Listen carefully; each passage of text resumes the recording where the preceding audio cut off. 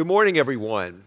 In the next few minutes, I'd like to describe to you an exciting vision for the next decade at Stanford Medicine.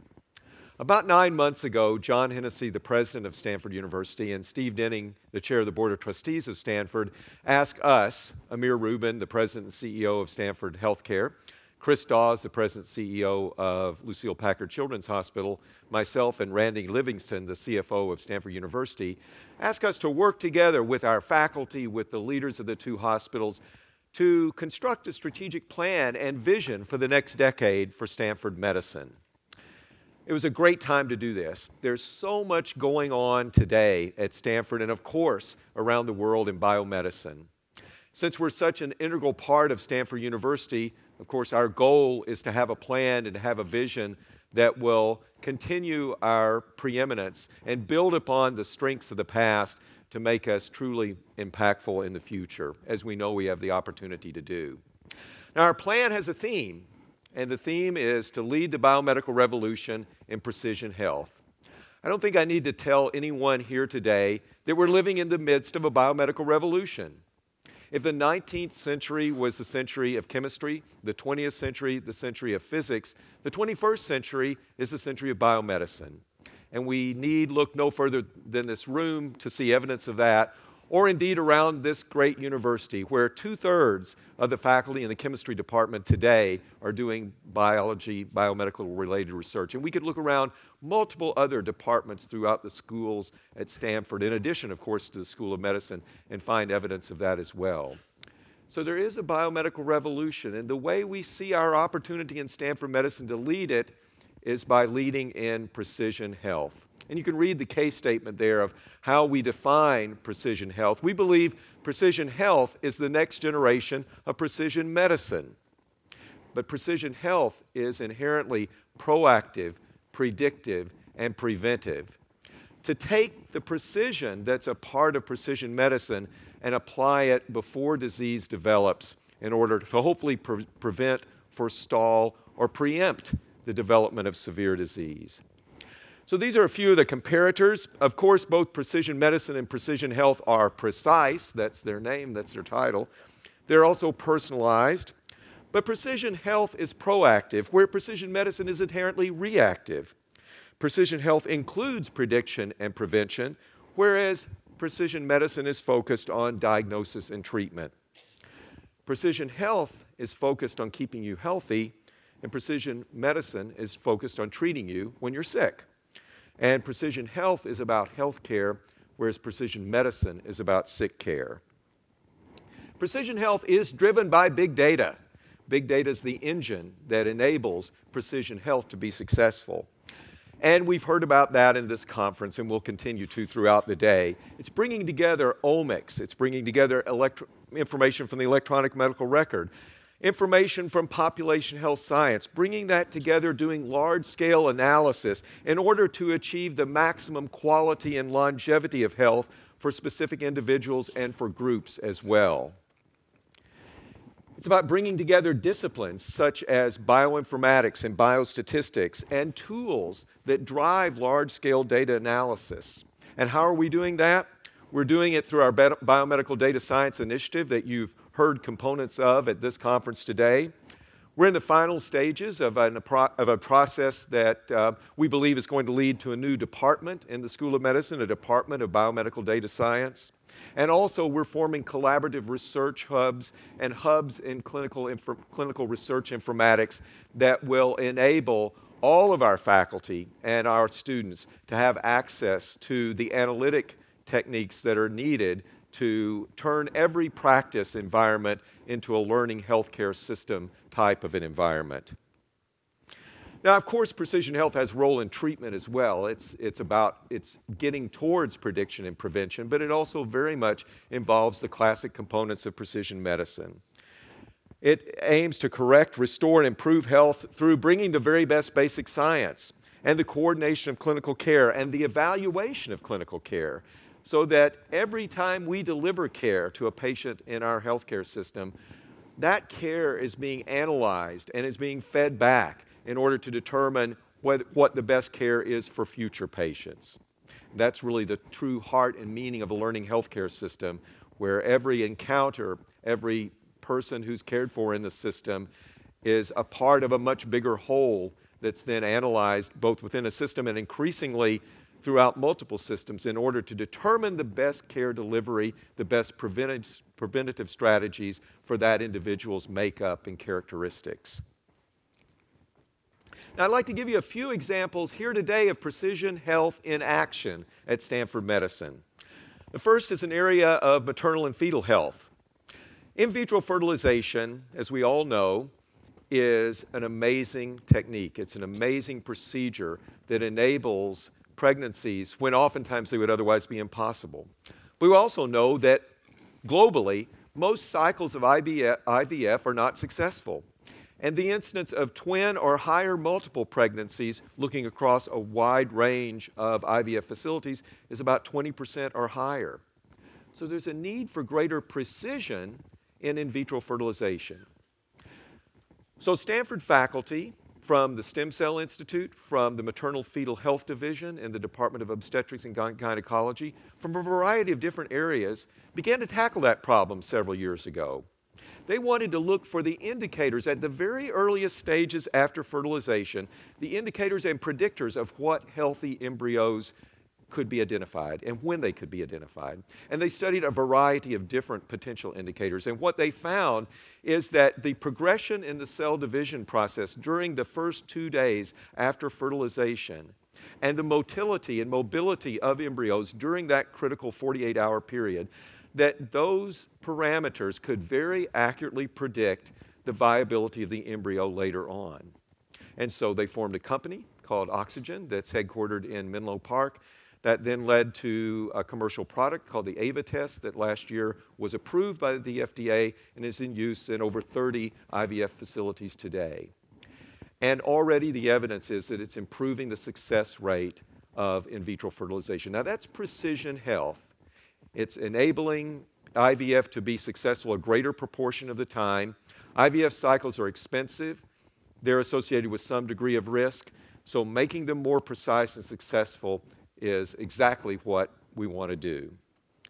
Second area to talk about a little bit today is in the area of gene sequencing and gene therapy. Last year we were really fortunate to recruit Maria Grazia Roncarallo to our faculty. Maria Grazia Roncarallo is known worldwide for innovating and leading the most successful gene therapy trial to date, and that is the trial curing adenosine deaminase deficiency, a cause of severe combined immunodeficiency syndrome. She developed the techniques for gene therapy techniques for introducing the functional enzyme and showed that it works. Here at Stanford, she's working with a variety of colleagues in the Stem Cell Institute, in the pediatrics department, in the medicine department, on the future of gene therapy and stem cell therapy trials. We're constructing a good manufacturing facility for cell-based therapies. And through our hospital renovation projects, and you can't miss them if you look outside, you see big cranes and lots of steel coming up. We'll have dedicated areas within our new facilities to take care of patients who are being treated with these highly innovative therapies. So the first two that I just mentioned are in place today and developing. The third, biomarkers for early detection of cancer, is a bit further out, but no less feasible in the long run. Now with the onset of being able to label molecules, being able to label cells, specific cells such as cancer cells, it introduces the whole next generation, entirely new generation of early detection. And whereas it may seem like the Star Wars flip phone, but it's useful to remember that when I was a kid watching the Star Wars flip phone, today I carry around a device far more sophisticated than the flip phone was envisioned to be. So just as that 20 years ago seemed to be Star Wars or seemed to be science fiction, the notion of being able to have a wearable device that detects cancer cells through ultrasound or through a laser and then uses specific labels to attach to those cancer cells so they can be detected, that notion is going to be a reality here within a shorter period of time than probably many of us are able to realize or contemplate today. Now, our strategic plan can be represented by a tree. I mean, after all, it's Stanford, so what do you expect? I mean, it has to be a tree, right? And there are components to the tree. There's the trunk of the tree that's fundamental research in biomedical data science. There are then transformative biomedical platforms, and then that's leading out to preeminent care. The notion is that preeminent care benefits from everything else that's a part of the tree.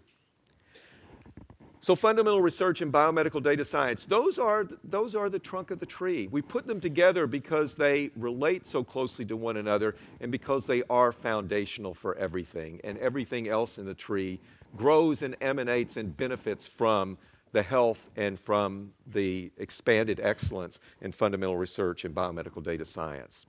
We then have these 9 transformative platforms that are already strengths at Stanford that we see making even stronger and more impactful down the road.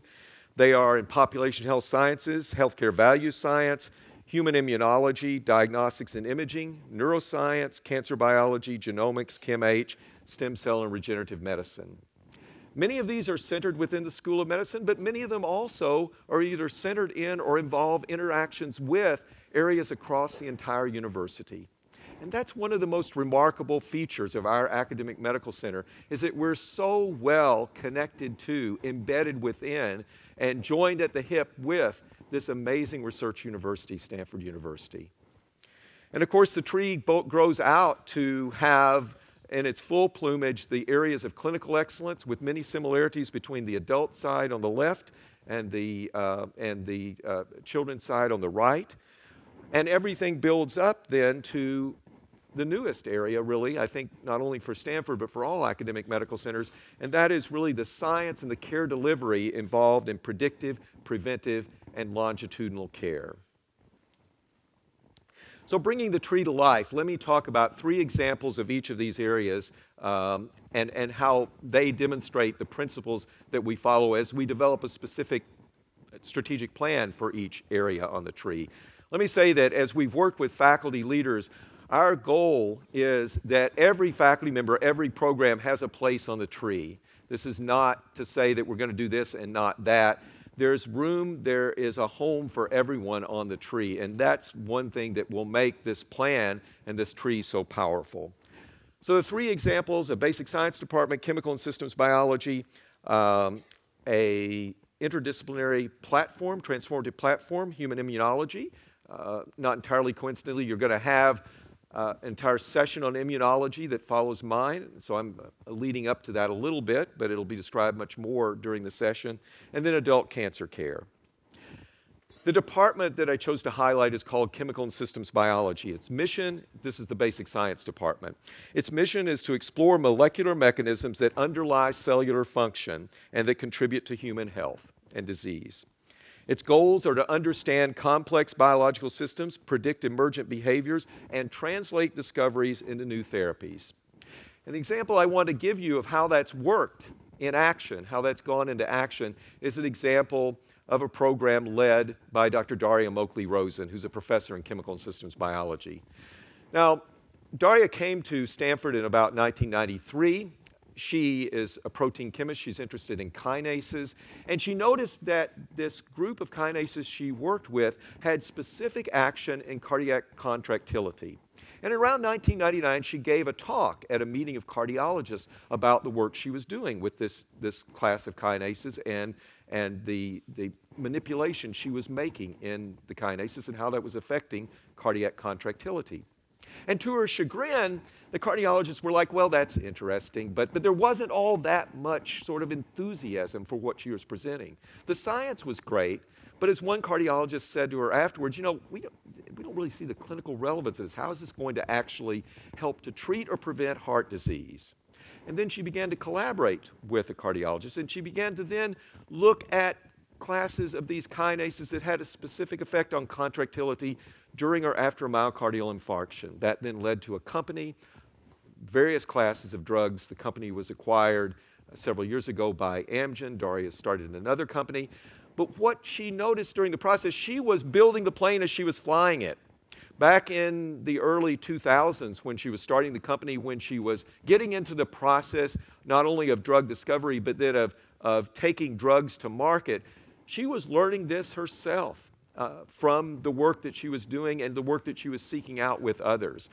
And so in 2007, she and Kevin Grimes, who's an internist on the faculty here at Stanford, started a program to educate young students, to educate faculty who have ideas that want to translate those ideas into new drugs and into then marketed therapeutics. They call the program Spark, and each year 15 projects are selected. Every Wednesday evening here in this building, those innovators with their projects gather with biotechnology leaders from around the area, and they do brainstorming sessions in order to do what Daria had to seek out on her own, but to bring it all one place to happen. To date, there have been around 62 projects be completed, and over half of them have either led to a commercialized product or to a change in therapeutics that's benefited patients. That's another example of precision health in action. It's bringing together people and competencies in ways that transform the patient care that's delivered. The platform that I want to discuss briefly is in human immunology. We have an institute here in the School of Medicine for immunity, transplantation, and infection. It's an interdisciplinary institute. It's the home of our Human Immune Monitoring Corps. Over 600 clinical studies are going on today.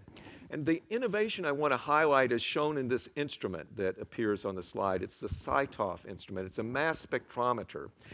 And the innovation about this mass spectrometer is what emanated from Gary Nolan and his colleagues, a professor here at Stanford, noting that by tagging antibodies with heavy metals, those antibodies that then attach to specific immune cells can be used to detect the immune cells.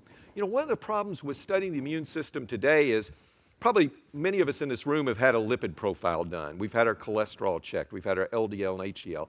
There's a huge amount of actionable information from a lipid profile. I bet none of us has had an immune profile. I mean, what if you awakened one morning and said, "Well, I think my immune system isn't working as well as it was last month." There's no way to validate that.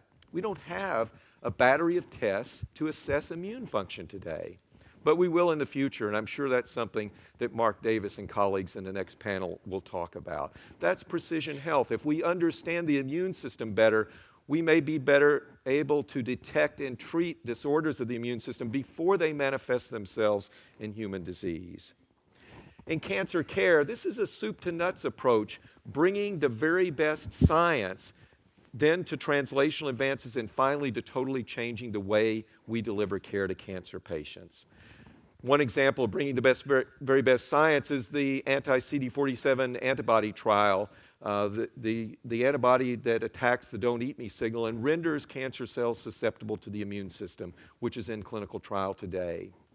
The change in clinical care is related to the fact that cancer care is inherently fragmented and disorganized.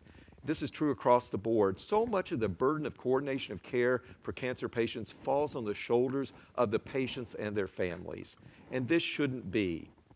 So we've re-envisioned the care delivery pathway and hired a group of multidisciplinary care coordinators, nurse oncologists that travel with the patient as they go from medical oncology to radiation oncology to surgical oncology, from the inpatient setting to the outpatient setting, that are assigned to and work with the patients on a daily basis and help to coordinate their care and make sure that things don't fall through the cracks.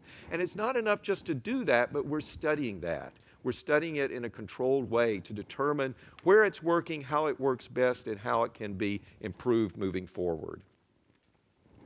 Now most of that is then focused on acute care, but what about the preventative care? What about the prevention and prediction? Well, we're forming a network of care throughout our area. And the dots on this diagram of the peninsula show you sites where we have either Stanford faculty or our foundation physicians practicing principally primary care. And all of those practices are being integrated on the same EMR so that we can ask a question, well, how are our diabetic patients doing? And how are the patients with diabetes in this practice faring relative to the patients with diabetes in another practice? This is a marvelous tool for population health sciences, and you heard a bit about that from Mark Cullen on the first day of the symposium. And that leads into population health sciences, which is going to fuel our ability to be able to derive information from the care we deliver in our networks in a way that helps us create a learning healthcare system and really innovate in predictive and preventive care. And of course, that will encompass wearables and a lot of other innovations moving forward. Now, we at Stanford Medicine benefit from being a part of this great university, and this great university is a part of Silicon Valley. And you heard a presentation on the first day of the symposium about the work we're doing with Google and with Duke on the baseline study. The My Heart Counts app that came out with the Apple Research Kit. So many other areas where we are interacting with companies, many of which began with IP here at Stanford, in order to further healthcare and to further the mission of precision health. We're also altering and changing our medical school curriculum and our curriculum for graduate students. We've introduced just this year new PhD programs in the School of Medicine in epidemiology and health research and policy. Our medical school curriculum is striving to free up time so that medical students don't all follow a cookie-cutter approach. Yes, there's a baseline knowledge and set of skills that everyone being a physician needs to have, but how can we deliver that information? How can we provide a learning environment that's more tailored to the individual abilities and the individual learning styles of our highly talented students? And then free students up to pursue their areas of specific interest. We're innovating in online technologies and have been a leader in getting online courses out there in medicine, partnering with entities like the Khan Academy. And then we have organizations and entities within Stanford like the Clinical Excellence Research Center that's focused on training the next generation of leaders in value-based healthcare delivery and science. In summary, we're poised to lead. We're poised to lead because we have at Stanford, we build upon a history of innovation. We have an entrepreneurial mindset. We have incredibly visionary faculty and students. And we have a culture of interdisciplinary collaboration across premier schools and healthcare organizations. Thank you very much, and I think we have a few minutes if anyone has any questions. Thanks again.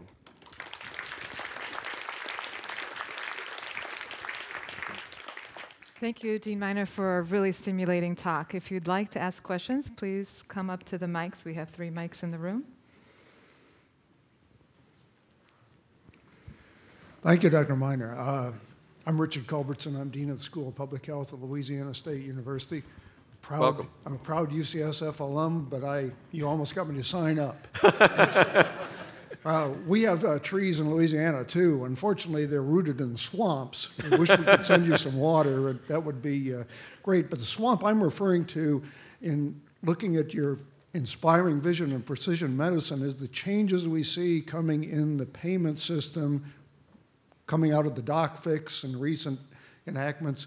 How do you see your ability to blend your focus on precision medicine and very high levels of intervention into a world in which we are going to theoretically reward organizations and practitioners for, quote, population health insofar as we really know what that means, and in turn ensure the viability of the clinical enterprise on which we are so increasingly dependent? Thank you. Thank you. What you're driving at, and that's a great question, and it's a challenge for all of us at academic medical centers today, but where things are headed is changing the risk profile. Who is responsible for the risk of maintaining health? And in the past, it's been principally the insurers and the insured to the extent that there's a copay. And now there's more of a move towards having that risk, that responsibility be on the shoulders of the delivery system and the physicians as well as the person who's insured.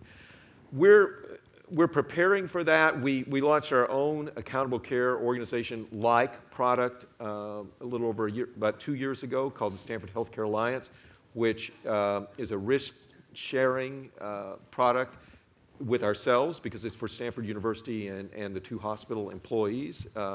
And we're looking at ways that could be in the future rolled out to other entities, including perhaps to companies in our region. Also, through the Clinical Excellence Research Center, we're doing a series of value-based projects to look at how do we achieve better outcomes and lower cost The two don't have to be and shouldn't be in conflict with one another. In the area of cancer care, for example, a project that was completed last year by the CIRC group gave us as a field some very good insights, very critical insights into chemotherapy during the last stages of cancer, and when it's appropriate and when it's not appropriate, and the importance of involving patients and their families in those decision-making processes. It is going to be a decade with a lot of change in medicine in the country and in academic medical centers in specific. We want to be prepared to lead in those processes of change, but always being driven by better care, better health ultimately for society through the science and through the care that we deliver, and innovating in those areas as well. Thank you. Hi, I'm Kathy Pham with the United States Digital Service at the White House. One of my focuses actually is precision medicine, but I was so excited to see the distinction between precision medicine and precision health. The last year and a half, I've just been around a lot of sickness, and the idea of health care and prevention has just really been at top of mind. And I find that oftentimes when I talk to practitioners about health and about prevention, about how to take care of yourself, I often get, oh, you should go read about it, we're not sure. They focus more on the medicine versus the health. So what are your thoughts on maybe some of the challenges of really putting this on the shoulders of physicians, putting this on the shoulders of practitioners in the future, and how can we all make this happen? It's a great point, and I think it comes down to culture. The culture in academic medicine has been, for really 50 years, focused on increasingly acute, complex care. And goodness knows, we're good at that. And that will remain an extraordinarily important role for academic medical centers. And a lot of the advances that have happened over the past 50 years would have never happened had it not been for that focus. We don't see that focus being incompatible with, in parallel, building a focus on prediction and prevention. We see both of those cultures ultimately being symbiotic with one another. And how do we make it happen? Well, we engage our community. We have discussions like this. We look to thought leaders on the faculty. We look to our students increasingly who are asking for a curriculum that gives them exposure to precision health, and a curriculum that gives them the opportunity also to be biomedical data scientists in addition to physicians. In the end, all of this depends upon the people in the environment of the academic medical center. It depends upon the engagement of the faculty and the students. And the role of those of us as leaders really is a role of convening and of making sure that we're engaging in the dialogue and keeping the dialogue going. And ultimately, we'll be driven by the best ideas and the ideas that are seen by the community to guide us moving forward. But I think there's been remarkable receptivity, and there was certainly engagement from broad groups of our faculty in the outline of the strategic plan I just described to you. Thank you. Hi, I'm Tav Pritesh from Institute of Genomics and Integrative Biology, Delhi, India. Very stimulating viewpoint on precision medicine and a very nice initiative, precision health and a very nice initiative. So I track my health using Runtastic apps, sleep, heart rate, many things like that, but the raw data is not available to me. So how do you actually bring out something like a GEO of precision health, which has all the data, raw data available to public to analyze and to get insights into, rather than just getting the statistics that come out of it? I think we and others bring it out one step at a time. And so the My Heart Counts app that Tim Cook introduced at the Apple event in, I think, March in San Francisco, that within a few weeks had about 30,000 people give online consent to have their data uploaded into an environment where it could be analyzed. That's one step. That app will continue to evolve as wearable devices roll out and become more and more sophisticated. But one can imagine, and I think we will see, a variety of other interactive apps that not only interact with us as individuals, but when people give their consent and under appropriately controlled and monitored circumstances, get the data to a larger repository where it can be analyzed in a population health science environment, and then yield results and yield findings that then can be tailored to individuals. That would be really wonderful. And certainly the previous session that we heard highlighted, that Brooke Byers led with the fireside chat, highlighted that really well, what's going on today in cancer care and other areas. That approach, I think, will generalize enormously. Thank you. Thank you. Okay. Thank you. Great. Thank you. Thank you. Thank you.